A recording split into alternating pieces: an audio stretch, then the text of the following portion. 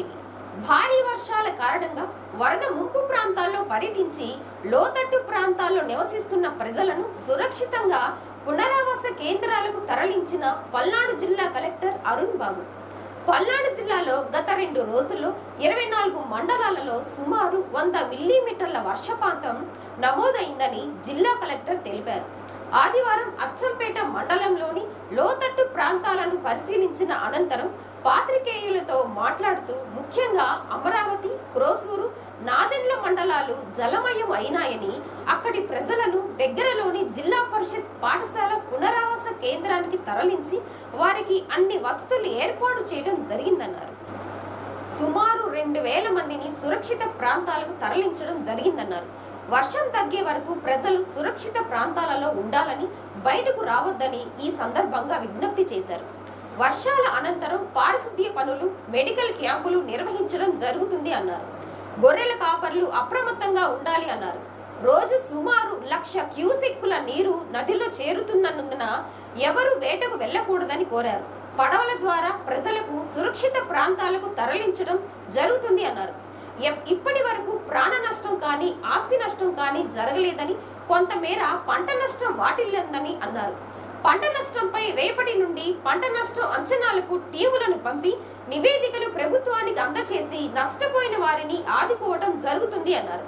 స్థానిక శాసనసభ్యులు శ్రీ భాష్యం ప్రవీణ్ మాట్లాడుతూ లోతట్టు వీరభద్ర కాలనీ ప్రాంత ప్రజలను అచ్చంపేట జిల్లా పరిషత్ పాఠశాలకు తరలించి వారికి అన్ని వసతులు ఏర్పాటు చేయడం జరుగుతుంది అన్నారు.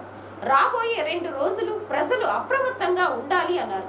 ఇప్పటి వరకు ప్రాణ నష్టం కానీ, ఆస్తి నష్టం కానీ నమోదు కాలేదు అన్నారు. పంట నష్టం నివారణకు అవసరమైన అన్ని చర్యలు తీసుకోవటం జరుగుతుందన్నారు. రానున్న రోజులలో గండిపడే ప్రాంతాలను గుర్తించి ముందస్తు చర్యలు చేపట్టడం జరుగుతుంది అన్నారు.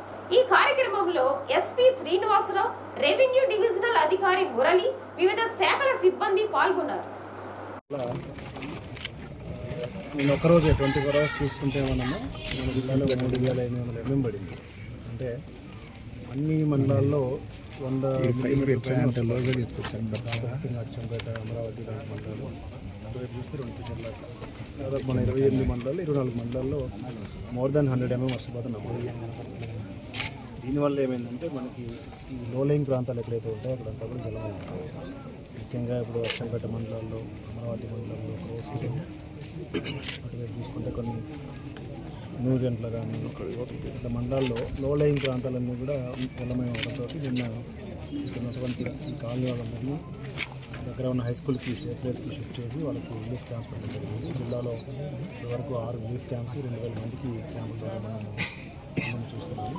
వీళ్ళకి కావాల్సిన అన్ని ఏర్పాట్లు చేశాము. వర్షాల వల్ల లోతట్టు ప్రాంతాల్లో ఉన్న ప్రజలు ఇబ్బంది పడతా ఉన్నారు. ఈడ వీరభద్ర కాలనీకి సంబంధించిన ప్రజలు ఇబ్బందుల్లో ఉండటం వల్ల గత రాత్రి మా పార్టీ నాయకులు అధికారులతో కలిసి వారిని మన అచ్చంపేట జడ్పీ స్కూల్లోకి చేర్చడం జరిగింది. వారికి ఎటువంటి ఇబ్బంది లేకుండా వసతులు కూడా, భోజన సౌకర్యాలు కానీ, వసతులు కానీ ఇబ్బంది లేకుండా ఏర్పాటు చేయడం జరుగుతుందండి. రాబోయే 2 రోజులు కూడా వర్ష సూచన ఉండడం వల్ల రాబోయే 2 రోజులు కూడా ప్రజలందరూ అప్రమత్తంగా ఉండాలి. అధికారులు, మా పార్టీ నాయకులు కూడా అప్రమత్తంగా ఉండాలని ఈ సందర్భంగా మీ అందరూ సూచిస్తున్నాను.